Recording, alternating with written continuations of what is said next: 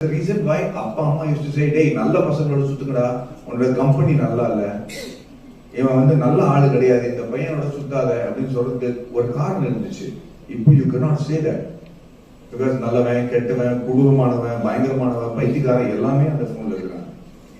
And you have no control over who they are having a conversation with, what is the impact of that conversation, what is the company your child is keeping.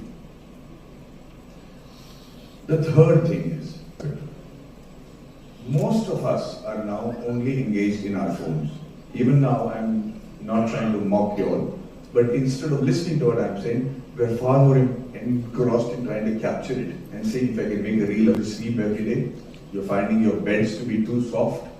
You're finding it very difficult in your right or left hand. I promise you, you all have mobile phone fingers. If you can see, I have it myself. There is a tip over here where we use the phone. Can you all feel it? Yeah. Can you tell me if you all feel it? Yes. Is there a dip in your finger? Yes. Your body is changing because of that bloody phone. I'm 55. You're probably, all young and handsome looking guys, but not as old as me.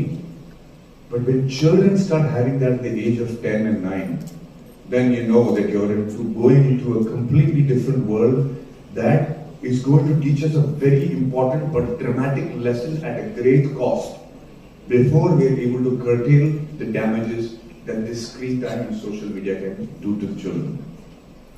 Social media is not all bad. There are extraordinary lessons over there and extraordinary reels.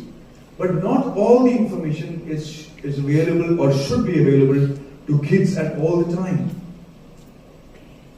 Because as Kutralishwaran was saying, the ability to focus is so important in today's world that unless your child is an expert, and I'm saying this again, unless your child is an expert in a field, he's not going to survive.